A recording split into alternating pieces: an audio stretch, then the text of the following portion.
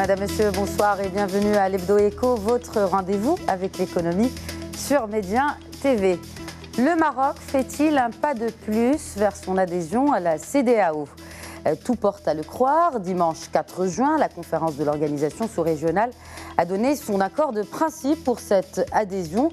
Une décision unanime animée, comme l'ont précisé les chefs d'État présents à la session de clôture, par les liens forts et multidimensionnels de coopération entre le Maroc et ses voisins de l'Afrique de l'Ouest. Mais voilà, force est de constater qu'en termes de coopération, les relations sont certes bonnes, mais pourraient être améliorées largement à plus d'un titre, comme on peut le lire dans la lettre mensuelle du Centre marocain de conjoncture qui détaille les différents aspects à améliorer avant une adhésion complète du Maroc à la CEDEAO, à cette communauté économique des États d'Afrique de l'Ouest. Alors, cet accord de principe, de quoi s'agit-il exactement? Qu'est-ce que cela implique? Quelles sont les prochaines étapes vers une adhésion effective et complète du Maroc à la CEDEAO? Nous allons également passer en revue ce soir les avantages et les défis d'une telle adhésion sur le tissu économique marocain, mais aussi sur celui de ses voisins de la sous-région, et ce, en compagnie de mes invités ce soir. Abdou Diop, bonsoir. Bonsoir. Alors, vous êtes partenaire au cabinet Mazars. Exactement. Bienvenue. Également autour de ce plateau, Tariq Malki, bonsoir. Bonsoir. Alors, vous êtes directeur développement et recherche au sein du groupe ISCAE et également consultant auprès du Centre marocain de conjoncture. Bienvenue. Tout à fait, merci à vous. Et nous allons revenir bien évidemment avec vous en détail sur ce rapport du CMC concernant l'adhésion du Maroc à la CEDEAO. Mon troisième invité, Mohamed Sawari, bonsoir. Bonsoir, madame. Alors, vous êtes originaire du Libéria, vous êtes actuellement étudiant doctorant au Maroc à l'université Mohamed V de Rabat et plus spécifiquement en droit international. Oui. Et vous avez fait justement de cette question de la CEDEAO un des points, des principaux points de votre thèse de doctorat. Effectivement. Pourquoi la CEDEAO? Est-ce qu'il y a un mouvement maintenant, aujourd'hui, dans cette communauté qui vous a poussé peut-être à vous spécialiser dans la question? Bon, en réalité, lorsqu'on regarde l'intégration ou bien les dynamiques d'intégration, comme j'aime à l'appeler, la CEDEAO semble être la sous-région la plus dynamique. Lorsque vous prenez le PIB par région, c'est la région la plus riche, curieusement. Et avec l'apport du Maroc à cette région, le PIB s'accroît. Bon, les chiffres sont là, ils seront donnés bientôt. Donc, il y a ici... à part, ou bien avant la mise en place effective du COMESA, c'est la région la plus riche.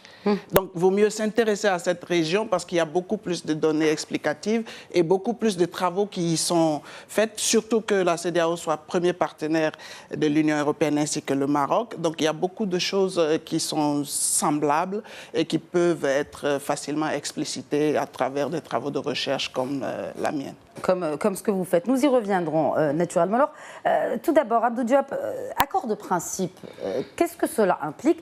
Est-ce qu'il y a un document écrit, signé par ces chefs d'État, ou c'est juste une parole qu'on a donnée à cet accord pour l'adhésion du Maroc à la CEDEAO? Est-ce qu'il y a un document écrit? Bien entendu. Vous savez, en diplomatie, il ne s'agit pas uniquement de paroles, il s'agit de véritables actes. Mais avant de venir sur ce point, permettez-moi vraiment de me féliciter de ce pas, parce que je pense qu'il y a 2 ans, quand on parlait d'adhésion à la CEDEAO, beaucoup de gens n'y croyaient pas et nous prenaient pour des gens qui rêvaient. Et aujourd'hui, il y a un pas très important. Il n'y a rien de mal à rêver. Oui, il n'y a rien de mal à rêver, mais il n'y a aussi rien de mal à poser des actes qui amènent à ce que les choses se fassent de manière tout à fait naturelle. Et je pense que cette adhésion progressive à la CEDEAO est ce qui réellement s'est passé. Et aujourd'hui, l'accord de principe, vous savez, il y a une déclaration à l'issue du sommet, une déclaration des chefs d'État, qui, dans cette déclaration, émettent l'accord de principe pour l'adhésion du Maroc. Et ils vont beaucoup plus loin, ils reconnaissent le rôle important du Maroc dans la région et également invitent Sa Majesté le roi Mohamed VI à assister à la prochaine session de la CEDEAO. Donc c'est une étape très importante parce que, vous savez, dans des rencontres comme celle-là, déjà le fait de poser la demande d'adhésion dans l'agenda était un premier pas. Un deuxième pas est d'avoir une unanimité d'accord de principe des chefs d'État. Ça veut dire que le pas politique qui est un pas très sensible, qui nécessite au préalable beaucoup d'actions, de conviction des chefs d'État, beaucoup d'actions de lobbying, est un pas franchi, et c'est un grand pas franchi. Maintenant, bien entendu, la CEDEAO est une organisation qui date de nombreuses années, qui a une charte, qui a des textes, et donc il faut qu'on puisse analyser sur le plan juridique les modalités de cette mise en œuvre en cohérence avec les textes. Parce qu'il ne faut pas l'oublier, la CEDEAO, ce n'est pas uniquement adhérer à une organisation, c'est aussi adopter ses principes. Bien sûr.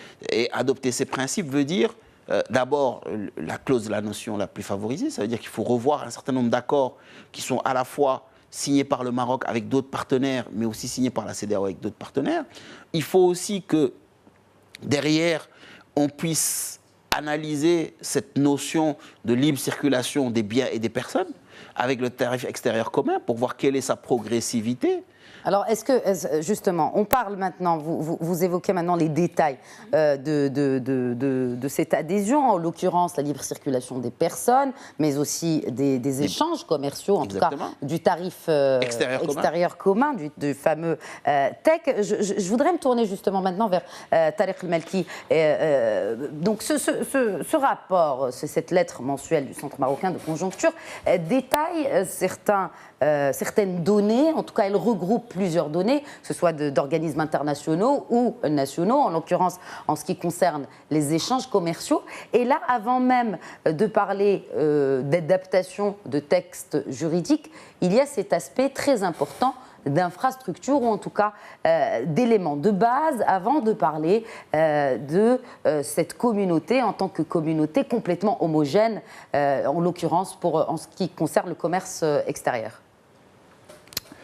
Alors tout d'abord, je voudrais, comme mes collègues, me réjouir de la demande ou de l'acceptation de la demande d'adhésion du Maroc à la CEDEAO, qui a été, pour le rappeler, effectuée par le Maroc en février dernier.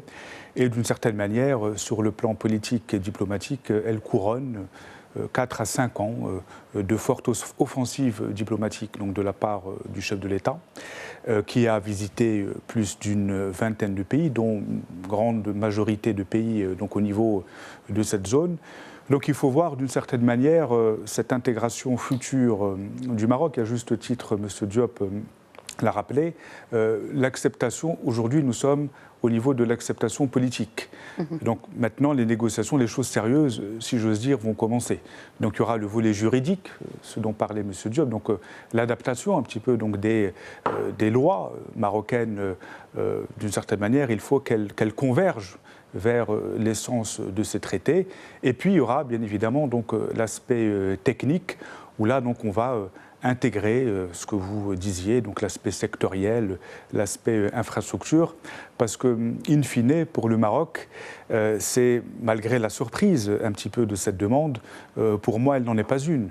Dès lors que le roi du Maroc s'est engagé, il y a quelques mois déjà, dans une volonté de réintégrer l'Union africaine, il nous a semblé, d'une certaine manière, assez pertinent et assez opportun de prolonger ou de parachever notre intégrité régionale en intégrant la CEDEAO qui, comme le rappelait M. Diop, est une sorte de confédération de 15 États de l'Afrique de l'Ouest, avec un niveau de développement relativement inégal, puisque nous retrouvons le Nigeria, la Côte d'Ivoire, le Sénégal, qui sont un peu donc, les dragons de l'Afrique de l'Ouest, avec des pays beaucoup plus pauvres, le Togo, le Niger, le Burkina Faso, etc.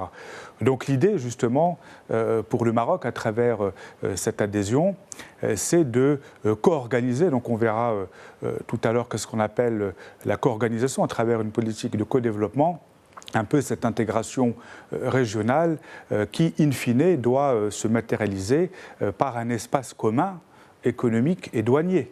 Vous parliez tout à l'heure donc, du tarif extérieur commun. Pour moi, d'une certaine manière, c'est un peu la clé, c'est un peu, d'une certaine manière, le principal moteur qui a poussé, je pense, le Maroc à faire cette demande d'adhésion, dans la mesure où ce tarif extérieur commun était de nature à gruger un petit peu donc, la compétitivité de nos produits. Les échanges commerciaux du Maroc avec l'ensemble de l'Afrique, on est à 40 milliards de dollars en valeur, ce qui ne constitue même pas 10% de l'ensemble de nos échanges commerciaux qui se montent à peu près à 500 milliards.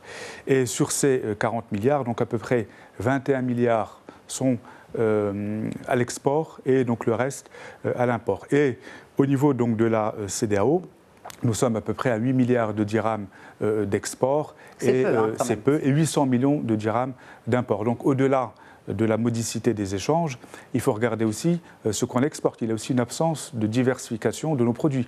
On exporte des produits chimiques, principalement des engrais phosphatiers. Ce n'est pas par hasard que l'OCP est en train de monter une usine au Gabon de production d'engrais. Nous exportons des produits agroalimentaires, donc c'est des produits à très faible valeur ajoutée. Donc tout l'enjeu pour nous, c'est pour on va dire, consolider un peu ce trend haussier, c'est d'être en mesure d'améliorer notre offre à l'export, de monter en gamme et de diversifier aussi nos partenaires.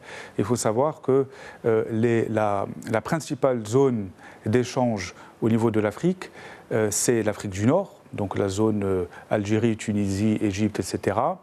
Et dans cette zone-là, le principal pays avec lequel nous transigeons, c'est l'Algérie, bien évidemment, donc, qui représente à peu près 40% de nos échanges dans la région, à travers tout ce qui est notamment énergie. Et la deuxième zone, c'est donc l'Afrique de l'Ouest, à travers laquelle, là, nous pouvons consolider notre développement, sous réserve qu'il y ait donc un certain nombre d'ajustements à faire valoir dont nous pourrons parler. Mohamed Sawari, compte tenu de ce qui vient d'être dit, alors on remarque qu'il y a certes une volonté, mais sur le terrain, on voit que les échanges, en tout cas entre le Maroc et cette région, et même, la CEDEAO, vous l'avez dit, se démarque de par son poids, non seulement en tant que sous-région africaine, mais aussi en ce qui concerne les échanges. Alors, que faut-il justement pour, selon vous, selon les recherches que vous effectuez, quel est l'élément qui manque pour que ces échanges commerciaux soient boostés aujourd'hui? Très bien. D'abord, il faut rappeler tout d'abord qu'il y a un problème de leadership dès la naissance déjà de la CEDEAO, au sein de la CEDEAO, où il y a un côté anglophone et un côté francophone, ce qui a poussé déjà à la création de l'UEMOA, qui est devenu un sous-groupe homogène avec la monnaie unique caractérisée par le CFA et tout ça. Et la deuxième zone caractérisée par le Nigeria et les autres pays. Néanmoins, au niveau intra-régional, il y a certes mais les règles sont en place. Tout semble être fait pour que les échanges intra-régionaux s'accentuent davantage. Et là, c'est vrai, c'est la région sur le papier qui progresse le plus, mais la réalité sur le terrain est tout autre. À titre d'exemple, la mobilité professionnelle. J'ai l'honneur d'être avec M. Diop, qui est un fin connaisseur du dossier. Il est toujours sur le continent, donc un praticien fin. Et lorsque vous vous déplacez d'un bout, et c'est même le défi auquel le Maroc sera confronté dans le cadre de la mobilité professionnelle. C'est-à-dire que quand vous êtes entrepreneur et que vous voulez vous rendre dans un autre pays, c'est cela? Oui, ça c'est au niveau d'abord de la sous-région, ça c'est au niveau interne. Maintenant, la question que moi je me pose éventuellement est de savoir, oui, il y a les principes qui sont posés, qui sont labellisés pour le moment. Le Maroc veut intégrer, mais comment le Maroc va faire avec le flux de mobilité professionnelle, avec un Nigeria qui forme un peu plus que le Maroc?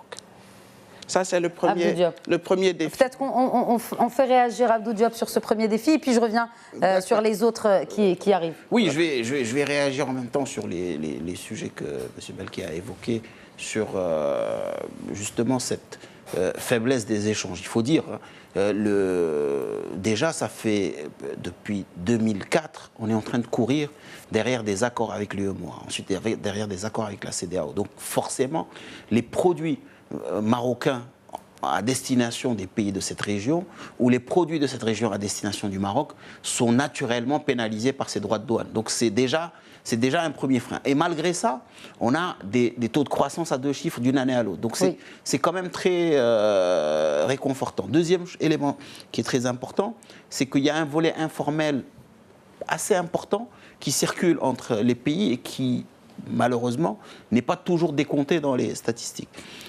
Troisième élément, c'est qu'on a quand même un flux extrêmement important de services. Ça aussi, il faut l'intégrer parce que c'est vrai que les relations économiques entre le Maroc et les pays de la CEDEAO en général ont commencé par les services qui se sont développés de manière très forte. Est-ce que vous pouvez juste nous éclairer sur la nature de ces services les services financiers, les services des TIC, des télécommunications, des financiers, de l'assurance, du conseil, vraiment les services, les banques, les assurances, le transport ont été les premiers à le transport un peu moins quand même. Si, parce que les camions qui traversent, il y a plus de 400 camions par jour qui traversent le Maroc pour aller vers les marchés de ces différents pays. Il y a le transport aérien, donc il y a le transport maritime.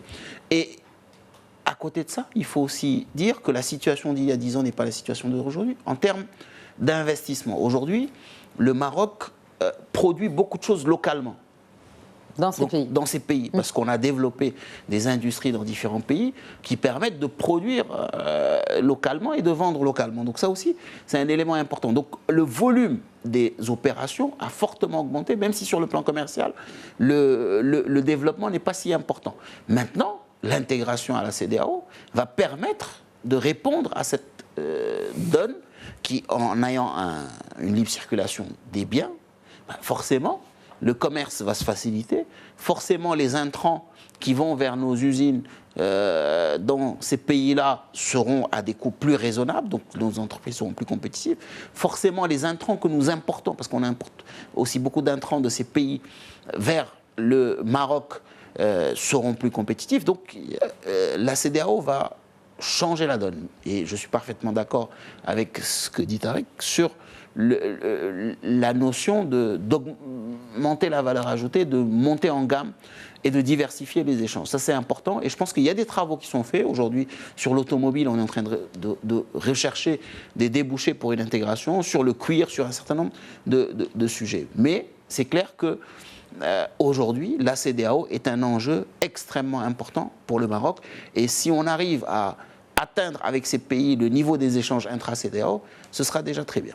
Maintenant, sur le défi de la mobilité, c'est clair qu'aujourd'hui, un des grands enjeux des prochaines étapes, ce sera comment mettre en place le dispositif de libre circulation des personnes et de libre établissement des personnes. Parce que c'est vrai qu'aujourd'hui, c'est quelque chose de quasi régulier avec les pays francophones, hein, parce que bon, moi en tant que Sénégalais, je suis établi au Maroc au titre de cette convention d'établissement qui était signée en 1963, qui me permet d'exercer même en tant que profession libérale, même la possibilité d'exercer en tant que fonctionnaire. Donc il y a un libre établissement qui est déjà existant avec un certain nombre de pays. Par contre, le géant nigérian, c'est un vrai sujet. Aujourd'hui, le Nigeria, c'est quand même une population de presque 200 millions d'habitants. Exact. C'est quand même une population avec un niveau de formation très élevé. Est-ce que ça constitue un gros défi pour le Maroc? Est-ce que c'est pas dans une logique de complémentarité, peut-être avec le Nigeria, ou plus que compétitivité? Parce que si vous dites ça, ça veut dire qu'on est en compétition avec le Nigeria? C'est un double défi. C'est-à-dire qu'aujourd'hui, il est important qu'on ait une vraie réflexion. Et ça implique à la fois l'État, mais aussi le secteur privé, dans les différents secteurs, pour s'assurer que nos différents secteurs d'activité sont bien compétitifs. Aujourd'hui, par exemple, le Maroc est un acteur très important de l'automobile. Vous savez, le Nigeria est un grand producteur de pièces de rechange automobiles. Donc, est-ce qu'on sera complémentaires ou est-ce que nos entreprises, nos industries qu'on a développées seront compétitives par rapport aux industries nigériennes? Il y a une analyse forte à faire pour savoir où sont les complémentarités et où sont les zones de risque en matière de compétitivité. Parce que la libre circulation des produits, c'est-à-dire que le produit fini produit au Nigeria arrive sur le marché marocain sans droit de douane. Et vice-versa, bien sûr. Mais encore faut-il que sur un certain nombre de secteurs, nous soyons préparés. Il y a des secteurs qui seront forcément plus compétitifs, il y a d'autres qui seront moins compétitifs, et il y a d'autres qui seront complémentaires. On doit imaginer un tissu industriel en tout cas vu qu'il est en train d'évoluer, il faudrait qu'on prenne en considération cette spécificité-là de la CEDEAO pour développer de nouvelles filières ou... En tout cas, il faut faire une étude d'impact sur les différents secteurs d'activité, sur les différentes filières, pour s'assurer que nos filières sont bien préparées à cette intégration à la CEDEAO. Et auquel cas, mettre un plan d'action pour certaines filières. Pour aller dans le même sens, la politique africaine du Maroc, depuis quelques années, jusqu'à un petit peu sa formalisation à travers la mise en place d'une diplomatie économique extrêmement offensive, moi, me donnait l'impression d'être assez brouillonne. Donc on tentait des choses, les entreprises y allaient un petit peu au bonheur de la chance. D'ailleurs, ce que nous, les entrepreneurs marocains, nous disaient, c'est qu'il y avait une faiblesse, pour ne pas dire une absence, des outils d'accompagnement de la part de l'État, lorsque notamment les PME marocaines voulaient soit exporter, soit investir en Afrique. Sans parler, là je ne suis pas vraiment d'accord avec M. Diop, les coûts de logistique et de transport, surtout maritime, sont extrêmement élevés au regard d'un certain nombre d'autres pays avec lesquels nous avons fait un benchmark. Je suis tout à fait d'accord avec vous. Ça gruge un peu, les coûts sont élevés. Mais il faut dire que 40% du trafic de Tangemed va vers l'Afrique subsaharienne. Il y a 10 ans, il y a 15 ans, quand il n'y avait pas Tangemed, les coûts étaient tout autres. Donc il y a des évolutions extrêmement fortes. Voilà, en tout cas, par rapport à l'environnement un petit peu des affaires, une absence d'accompagnement, une absence également sur le plan financier, des instruments notamment de couverture d'un certain nombre de risques, notamment le risque de change, comme chacun sait, il y a toujours un risque de change à l'export. Donc les exportateurs marocains étaient un peu livrés à eux-mêmes, sachant qu'il existe, on pourra en parler si nous avons le temps, des outils qui ont été mis en place notamment des systèmes de garantie publique qui accompagnent les exportateurs des pays hôtes. La Chine l'a mis en place, l'Inde l'a mis en place, la Turquie l'a mis en place, et ça a été de nature à décupler parfois les volumes exportés. Donc c'est des lignes de crédit qui sont octroyées aux pays d'implantation et qui d'une certaine manière aident les exportateurs à financer une partie de leurs achats de matières premières, d'intrants ou autres. Ça le Maroc pourrait gagner à le mettre en place. Mais de manière beaucoup plus générale, moi je pense qu'il manque une vision, une véritable stratégie économique de co-développement. Une sorte de stratégie win-win à travers laquelle... Qui n'est pas aujourd'hui... Qui n'est pas encore formalisée.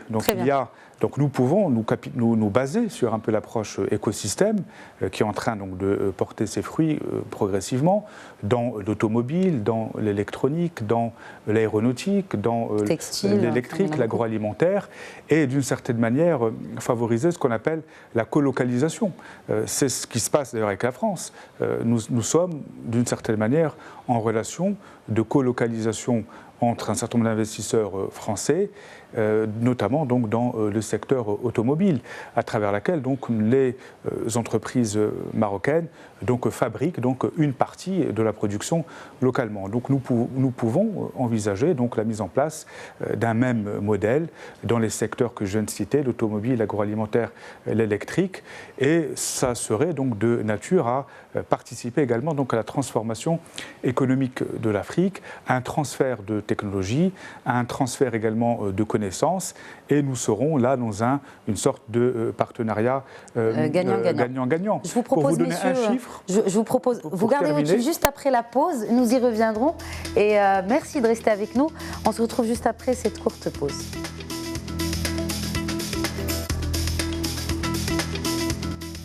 Bienvenue si vous nous rejoignez, vous regardez l'Hebdo Éco que nous consacrons cette semaine à l'adhésion du Maroc à la CEDEAO. Juste avant la pause, nous parlions de cet aspect de diversification, notamment des produits que le Maroc importe ou exporte vers ces pays. Et nous nous sommes arrêtés sur ce chiffre, Tariq El-Malki, que vous alliez énoncer, qui concerne justement cet aspect-là.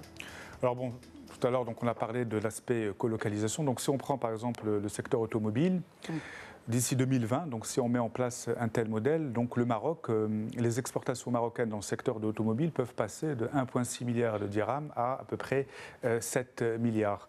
L'agroalimentaire de 1,4 à 5 milliards et le secteur électrique de 1,5 à 4,5 milliards de dirhams. Donc voilà un peu pour donner un certain nombre de chiffres. Bien évidemment, il y a... Ces chiffres-là ont été... C'est des estimations. C'est des estimations. Voilà, c'est des estimations donc, sur la base d'un certain nombre de simulations. Bien évidemment, donc, il y a un certain nombre d'hypothèses, de prérequis, notamment l'aspect financier. Donc tout à l'heure, je parlais de l'aspect financier. Donc il y a un instrument qui s'appelle l'Exim Bank, donc, qui permet donc, de garantir donc, un petit peu les opérations donc, à l'export. Donc ça, c'est un véhicule financier donc, extrêmement puissant. Nous y arriverons à l'aspect, voilà, au volet investissement. Alors, je voudrais juste faire réagir Mohamed Sawari sur ce qui vient d'être cité. Oui. Tout à l'heure, vous évoquiez ce premier point enfin en tout cas ce premier défi de libre circulation des personnes et des produits. Oui. Quel est le deuxième? Ou peut-être vous rebondissez. Le deuxième point rejoint un peu le domaine des services, qui actuellement est le domaine de prédilection du Maroc en Afrique subsaharienne. Et comment dirais-je, contrairement à ce que disait le professeur El Malki, j'aimerais notifier ici qu'aujourd'hui, les services financiers en Afrique, pourquoi j'ai parlé du cas de l'UEMOA, les services financiers marocains sont concentrés dans la sous-région UEMOA. Et pour la petite histoire, en vertu des livres de Bâle III, l'Afrique ne peut plus se financer à partir de l'Europe. On ne peut que se financer à partir de l'intérieur. Et ce dont a besoin l'Afrique subsaharienne, surtout l'Afrique occidentale, pour parler de la CEDEAO, c'est les investissements longs. Et ces investissements longs sont produits par le Maroc. Les crédits hypothécaires qui ont fait pousser tous ces immeubles ici à Rabat sont aujourd'hui produits par le Maroc. Et s'ils sont produits par le Maroc, ça fait un avantage à gagner en termes de retour sur l'investissement. Donc le Maroc est dans les secteurs structurants, ce qui n'a pas de problème, mais il n'y a aucun risque majeur à craindre, à moins qu'il y ait des problèmes politiques majeurs qui mettent en péril tous ces investissements, ce qui n'est pas envisageable pour le moment. Et le deuxième élément qui sera à l'avantage du Maroc, c'est qu'au sein de l'espace CEDEAO, il y a, comment dirais-je, une union monétaire. Et l'union monétaire, à ne pas confondre avec la monnaie unique, c'est que l'union monétaire permet... C'est pas comme en Europe. Enfin, même en Europe, l'idée, c'était la monnaie commune, oui, qui est une convergence de monnaies qui permet la convertibilité, ce qui est aujourd'hui implémenté en Afrique de l'Est, mais qui se fait aujourd'hui en Afrique de l'Ouest. Donc, il n'y a pas de problème. Au niveau au niveau de la sous-région, même CEDEAO, et au niveau de l'autre partie de la sous-région qui regroupe la majorité ou bien la grande partie des investissements marocains, il y a la monnaie unique qui circule. Donc, il peut y avoir un système de convergence monétaire dans le cadre de l'union monétaire dans le cadre de la monnaie commune entre le Maroc et surtout ces 8 pays francophones qui sont en grande partie en faveur du Maroc, même si je doute très fort que le Nigeria, qui vu le Maroc qui viendra lui arracher une partie de son leadership régional, parce que la plupart des échanges sont faits par le Maroc, par le Nigeria, 59%, c'est pas négligeable. Et avec l'arrivée du Maroc qui est compétitif, qui commence déjà actuellement à tout transformer à partir de rien, c'est déjà important. Et le dernier point, c'est le point infrastructurel dont on était en train de parler. Je donne l'exemple souvent sur la banane. La banane consommée au Maroc vient de la Côte d'Ivoire. Mais elle est obligée de transiter par Nantes pour venir ici. Donc, conséquence, on l'achète à 12 dirhams ici, le kilo. Alors qu'à travers ce canal, on pourrait mettre en place comment on appelle, surtout à travers les liaisons maritimes peut-être. Non, même les voies routières. Les routes. Les routes peuvent aller. Il y a des grands projets qui sont pour le moment en cours. Africa, tous les power pools qui sont en truc. Ça pourrait donner une impulsion aux échanges inter et intra CEDEAO. Inter entre le Maroc et la CEDEAO, mais intra, en tant que membre de la CEDEAO, ça pourrait permettre la fluidité, n'est-ce pas, des biens et services au niveau de la CEDEAO. Mais le défi au niveau des services dont je parlais, si au niveau des pays francophones, il y a un blocage parce qu'on ne peut pas facilement quitter en tant qu'avocat en Côte d'Ivoire pour pour ouvrir un cabinet à Dakar, je ne pense pas que cela est encore dans les mires. Vous allez en dire quelque chose, certainement. Abdou Diop, est-ce qu'on peut, effectivement, en étant un avocat ivoirien, pratiquer oui, aujourd'hui, aujourd'hui, de toute façon, vous savez, il y a un élément supplémentaire, surtout quand on parle de droit. C'est peut-être pas le bon exemple, parce qu'on est dans un espace qui est encore plus large, qui est l'espace OHADA, qui est l'Organisation de l'harmonisation des droits des affaires en Afrique, qui regroupe 18 pays, avec un droit commun, un droit des affaires commun, une cour d'arbitrage et un certain nombre d'instruments communs. Donc, aujourd'hui, ce que disait ça au début, c'est effectivement la CEDEAO est un des espaces les plus intégrés. En dehors de la East African Commission, qui est encore plus intégré, aujourd'hui l'espace le plus intégré, c'est très clairement la CEDEAO. Donc comme je le disais sur le plateau, et lorsque l'adhésion avait été déposée, et je rejoins un peu ce que disait Tariq tout de suite, c'est qu'aujourd'hui, il y a un certain nombre de choses que le Maroc devrait mettre en place sur cette dynamique africaine de manière globale. Effectivement, on parlait d'entrepreneurs, on parlait de PME. Clairement, toute la partie de consolidation de cette dynamique africaine. Aujourd'hui, c'est vrai qu'on est d'abord parti tout azimut. Hein. Il faut le dire, l'histoire économique marocaine sur le continent est relativement récente. Hein. Donc ça date du début des années 2000, si on oublie la période des caravanes. Donc il y a eu une période d'exploration, ensuite une période d'apprentissage, et peu à peu, avec le discours d'Abidjan de 2014, Sa Majesté a tracé une vision et une trajectoire. Cette vision, c'est ce qu'on est en train de dérouler, qui a abouti à l'adhésion au retour à l'Union africaine et l'adhésion à la CEDEAO. Maintenant, c'est vrai qu'il est absolument nécessaire, et c'est ce qu'on disait la dernière fois, d'avoir une stratégie Afrique. C'est-à-dire, mais qui doit faire ça? Aujourd'hui, c'est... Parce qu'on dit, il faut depuis tout à l'heure, on parlait de choses qui doivent être améliorées, mais in fine, qui doit faire quoi? Aujourd'hui, à un niveau gouvernemental, comme on a un plan émergence avec des composantes... plan Vision 2020, plan Maroc vert, émergence industrielle, etc. On doit avoir une stratégie Afrique qui doit être pilotée par une structure centrale. Moi, j'ai été un peu, je dirais, surpris qu'il n'y ait pas eu la création d'un ministère pour l'intégration africaine lors de la constitution du dernier gouvernement. Mais bon, certainement, il y a... il y a même des ministères qui n'existent plus. Donc, avec une stratégie claire, avec des objectifs, et qui est monitorée avec des assises annuelles sur lesquelles on dresse les bilans, comme ce qu'on fait pour l'agriculture.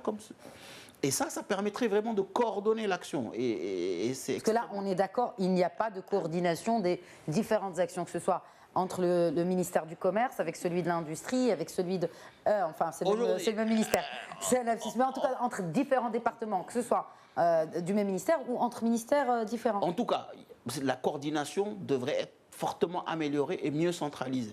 Ce qui permettrait d'avoir des actions plus claires et une visibilité et aussi des objectifs traçables avec des mesures et des plans d'action qui accompagnent tout cela. Parce que c'est vrai que beaucoup de choses ont été faites. Aujourd'hui, on le dit, on parle effectivement, on a construit des routes, on a connecté. Aujourd'hui, vous allez de Rabat à Abidjan ou à Ouagadougou ou à Niamey ou à Dakar par la route, parce qu'à un moment, on a construit un certain nombre de routes. Donc on a mis en place les dispositifs qui permettent d'avoir cette intégration régionale.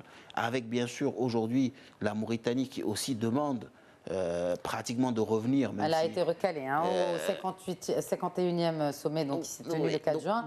La demande de la Mauritanie de réintégrer la CEDEAO après 20 ans d'absence a été rejetée. Mais c'est des sujets qui effectivement vont permettre d'avoir une vraie continuité en termes même d'interconnexion territoriale. Donc aujourd'hui, il y a un certain nombre d'actions majeures qui ont été faites il y a beaucoup de choses qui ont été menées. Maintenant, il faut qu'on puisse transformer. Et transformer nécessite aussi cette vision stratégique clairement écrite, élaborée et qui transcende tous les différents plans, parce que tous les plans se nourrissent de cette vision africaine, et derrière, une centralisation, une coordination en tout cas, au sein d'une entité qui permettrait de monitorer cette stratégie, d'avoir des assises annuelles et de pouvoir suivre avec des objectifs bien tracés, comme ce qu'on a sur tous les autres. Et ça, je pense que c'est le petit maillon qui manque. C'est un secteur parmi d'autres, finalement, cette intégration africaine. Oui, c'est un secteur parmi d'autres qui a nécessité une vraie vision royale et une impulsion. Aujourd'hui, l'impulsion a été donnée. Franchement, pendant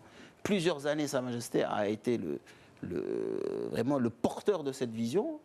Mais aujourd'hui, il faut que la déclinaison se fasse à tous les niveaux. Et c'est souvent le grand enjeu que nous avons, c'est comment toutes les composantes de la société, à savoir gouvernement, secteur privé, société civile, intègrent cette dynamique africaine.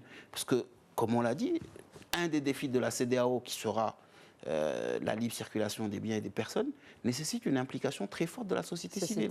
Oui. Parce qu'aujourd'hui, on le voit, il y a de plus en plus de ressortissants d'Afrique subsaharienne qui s'installent au Maroc. Il faut qu'on comprenne que ça va continuer. Et ça va devenir de plus en plus important. C'est pas éphémère, c'est pas saisonnier. C'est pas saisonnier. Très bien.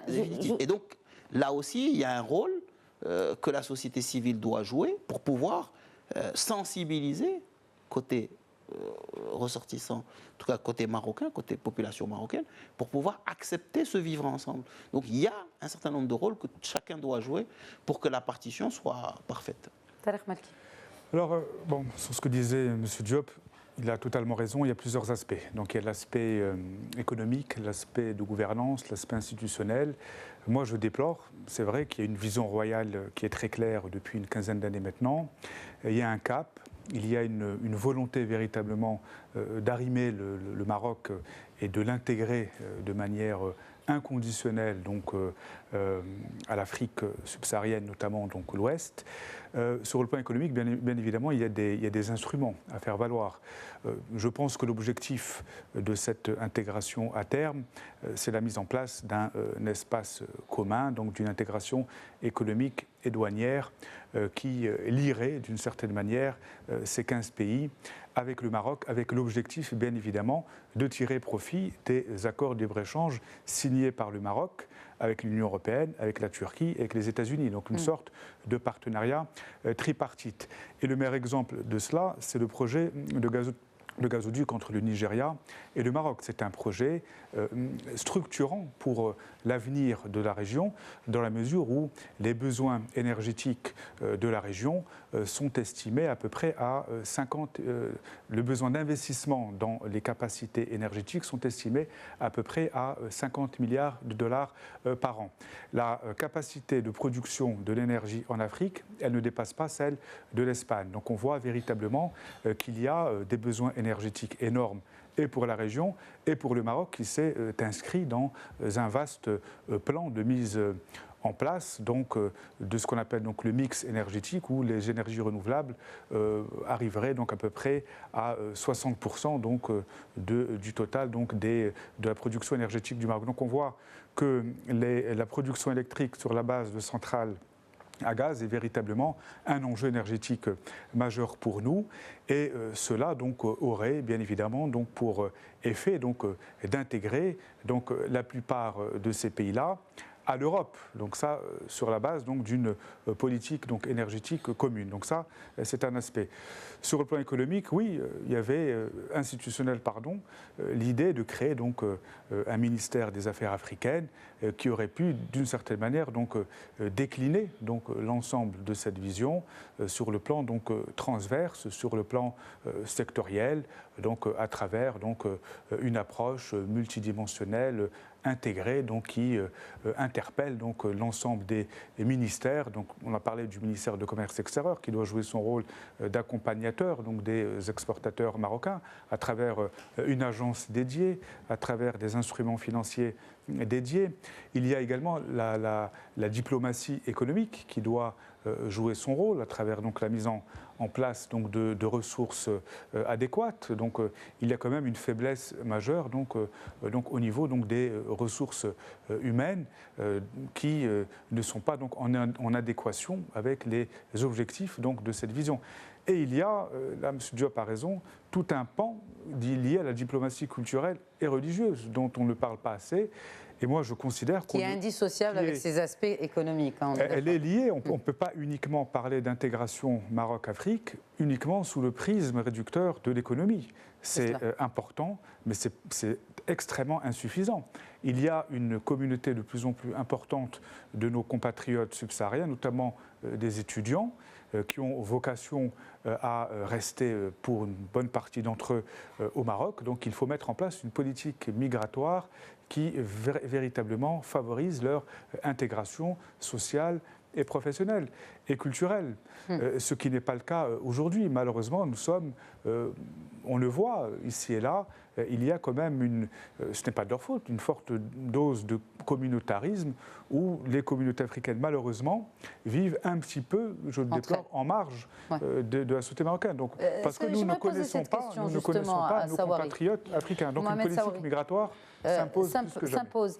Vous êtes étudiant au Maroc, donc ce que vient d'évoquer Tariq Malki en ce qui concerne les étudiants, il y en a beaucoup qui viennent suivre leurs études au Maroc. Vous venez du Libéria, qui est un pays en plus anglophone, vous êtes parfaitement francophone, vous faites vos études au Maroc. Est-ce que vous sentez tout ce que vient d'évoquer Tariq Malki? C'est un regard à nuancer, parce que moi, de toutes mes années passées au Maroc, je me suis senti autant intégré que tout un chacun. Et d'ailleurs, j'aime à dire souvent que, écoute, moi, le ramadan, je n'ai pas à chercher de quoi manger, parce que je trouve ça. Donc, la question de l'intégration a été beaucoup traitée dans le sillage-là, surtout l'intégration des étudiants subsahariens au Maroc. Mais moi, je crois que ce regard est exclusiviste. Ça veut dire que nous ne faisons pas partie de la société marocaine. Alors que nous, je prends le cas, mon cas, je m'intègre par ma participation. C'est cette participation, que ce soit à la société, que ce soit en recherche, comme ce qui est fait par Mohamed Sawari ici, qui est présent avec nous sur le plateau. Mais c'est cette thématique et ce point transversal finalement, parce qu'en participant à cette société, on y fait... Mais demander à un jeune de 18 ans qui sort à peine de chez lui, de venir pour la première fois, et en plus il faut le dire, c'est pareil, un subsaharien qui vient dans un pays du Maghreb, il y a de l'adaptation nécessaire. Et forcément, les premiers moments, c'est un regroupement autour de sa communauté. Donc il y a un effort à faire, tout le monde n'est pas extraverti pour pouvoir faire l'effort, et peut-être que à un moment, il y a un rôle à jouer par les écoles, les universités. Parlons des écoles. Et je le dis, par exemple, je le disais toujours, moi je trouvais à l'ISCAE qu'il était essentiel qu'on ne mette pas 2 étrangers dans la même chambre, à l'internat. Oui, mais bon... ça a changé depuis. Donc maintenant, c'est plus le cas.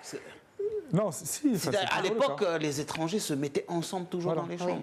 Et là, je disais, il est essentiel qu'on casse cela. Un étranger, il doit être avec un ressortissant du pays dans la chambre pour pouvoir s'imprégner de la culture, pour pouvoir casser justement et avoir une vraie mixité. Et ça, si ça a changé, c'est excellent. Je trouve que c'est... Moi, justement, je pense que la diplomatie universitaire, entre guillemets, donc à travers la mise en place de programmes type Erasmus, c'est ce qui se fait en Europe, c'est ça ce qui tend donc à raffermir, à créer, à pérenniser donc des liens. Parce que demain, à l'ISCAE, c'est ce qu'on dit, nos étudiants, parce que nous avons une forte communauté donc d'étudiants donc africains, donc des étudiants étrangers, nous sommes à peu près à un peu moins de 10%, qui viennent donc de la plupart donc des pays subsahariens, donc Afrique de l'Ouest et autres. Donc l'idée pour eux, donc pour ceux qui repartiront demain chez eux, d'être les ambassadeurs d'une certaine manière du Maroc chez eux. Et demain, dans 10, dans 15 ans, ça sera donc les acteurs du changement chez eux, bien évidemment, mais ça sera également les acteurs de cette transformation structurelle de nos deux blocs.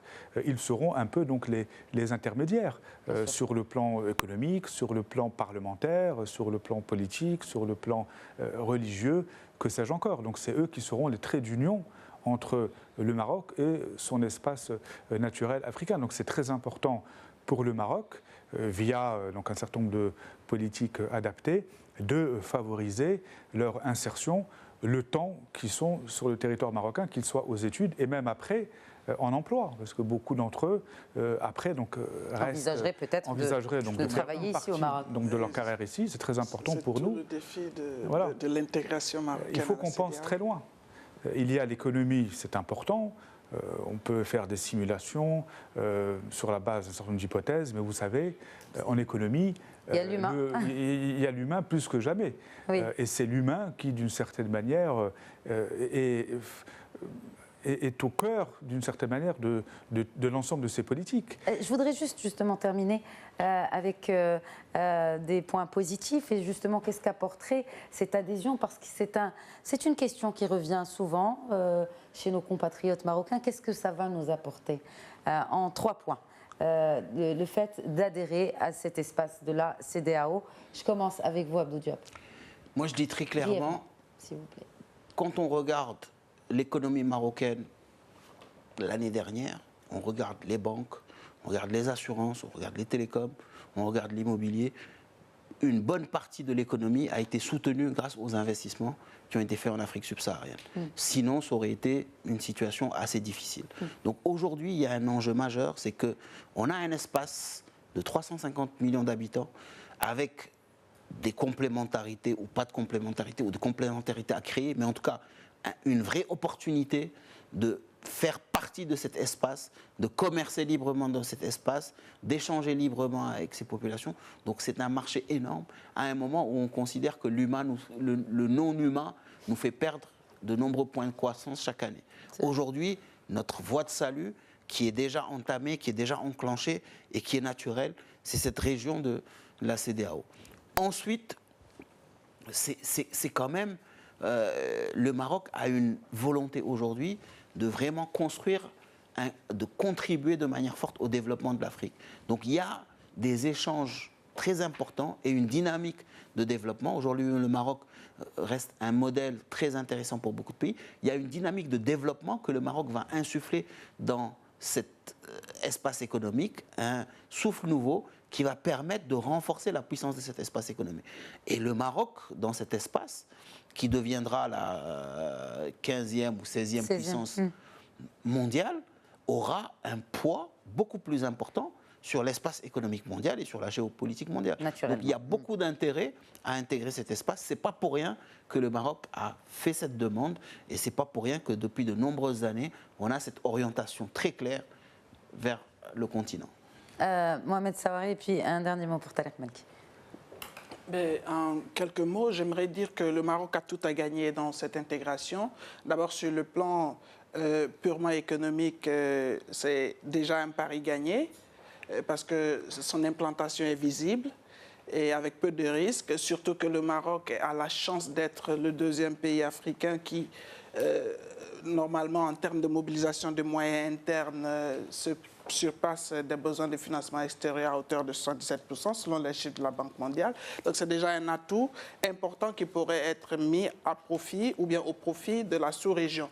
Mais aussi il y a un autre constat à faire sur le plan financier. Lorsque vous cumulez Lagos avec une capitalisation de 500 milliards de dollars, 25 millions de transactions jour, vous avez Abidjan avec 6 milliards de transactions jour de francs CFA et vous avez Casablanca. C'est une région, franchement, en termes financiers, qui ne doit pas, en principe, se plaindre en termes de financement des programmes structurants d'investissement. Ça, c'est le 2e point. Et le 3e point, en termes d'opportunités d'emploi. J'ai une petite blague que je raconte souvent. Je dis, écoutez, lorsque vous et moi, nous allons chez moi, vous aurez un emploi avant moi, même si je suis chez moi. Ils me disent, mais pourquoi tu dis ça? Je dis, parce que toi, tu es venu du Nord. La même chose qui fait que lorsque toi et celui qui est venu de la France, qui est marocain comme toi, gagne l'emploi avant toi, et la même chose qui fera que tu gagneras l'emploi avant moi chez moi. Donc, vous avez intérêt à migrer vers le sud aussi, voir qu'il y a beaucoup d'opportunités à saisir. Tarek Malki, un dernier mot. L'Afrique, selon un certain nombre d'études, c'est le deuxième foyer de croissance au monde d'ici 2020. Oui. C'est à peu près 1 600 milliards de dépenses de consommation et d'investissement supplémentaires d'ici 2020, absorbés à hauteur de 20% par le seul Nigeria. C'est, comme l'a dit M. Diop, un marché de plus de 300 millions de personnes. C'est un gisement en matière de ressources naturelles. C'est une classe moyenne dont le pouvoir d'achat est en augmentation exponentielle. C'est une zone de plus en plus concurrentielle où les entreprises chinoises s'implantent de plus en plus. Donc le Maroc, bien évidemment, a vocation, même si je n'aime pas le terme, exporter, entre guillemets, son modeste modèle économique, notamment donc l'approche écosystème, développer, exporter un peu son savoir-faire donc dans un certain nombre donc de secteurs d'activité dont on a parlé tout à l'heure, les secteurs traditionnels, les produits chimiques, l'agroalimentaire, voire donc les nouveaux métiers. Secteurs nouveaux.